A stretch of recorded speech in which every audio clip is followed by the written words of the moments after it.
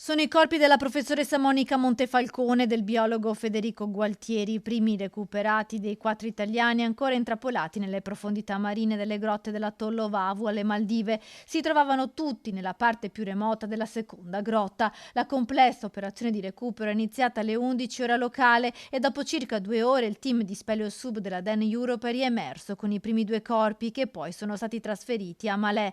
Domani mattina invece verranno recuperati gli altri 2 corpi. Per riportare in superficie le vittime di questa tragedia è stata necessaria un'operazione a staffetta che ha visto impegnati il team di sub finlandesi che si è immersa ad oltre 60 metri di profondità entrando nelle grotte. Dai 30 ai 7 metri è intervenuta la Guardia Costiera maldiviana. In queste ore è arrivata a Malpensa la salma di Gianluca Benedetti, l'istruttore subacqueo padovano, quinta vittima, il primo a essere ritrovato nella prima grotta il giorno dopo la tragedia.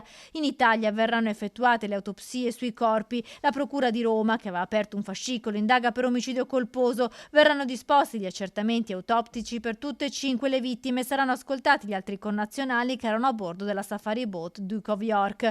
Domani è previsto il recupero degli ultimi 2 corpi, quello di Giorgia Sommacal, figlia della professoressa Montefalcone, e della ricercatrice Muriel Odenino.